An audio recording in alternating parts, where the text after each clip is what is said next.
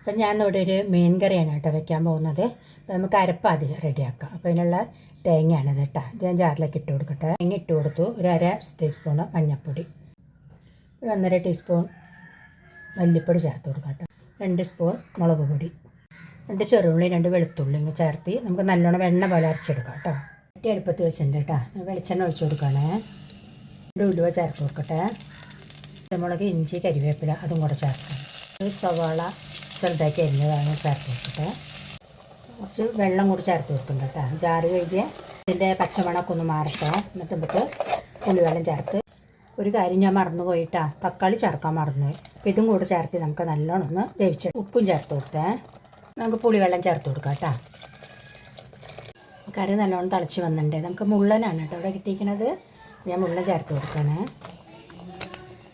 അപ്പോൾ മുള്ളനായതിനെ കൊണ്ട് തന്നെ ഇനി ഇളക്കി കൊടുക്കുമ്പോൾ സൂക്ഷിക്കണം, അല്ലെങ്കിൽ പണി കിട്ടും. അപ്പോൾ കറിയൊക്കെ കുറുകി വന്നിട്ടുണ്ട്. ഇതാണ് മീനൊക്കെ പൊടിയാതെ കിട്ടിയിട്ടുണ്ട് കേട്ടോ. ഇതിനൊരു സ്പെഷ്യൽ വറവാണ് കേട്ടോ ഞാൻ ഇട്ട് കൊടുക്കുന്നത്. വറവും കൂടെ അങ്ങോട്ട് ഇട്ടു കേട്ടോ. അപ്പോൾ വറവിട്ട് നമ്മുടെ കറി ഇപ്പോൾ നല്ല സൂപ്പറായിട്ടുണ്ട്. അതിപ്പോൾ എല്ലാവർക്കും ഇഷ്ടമായിട്ടാണെന്ന് വിചാരിക്കുന്നു കേട്ടോ.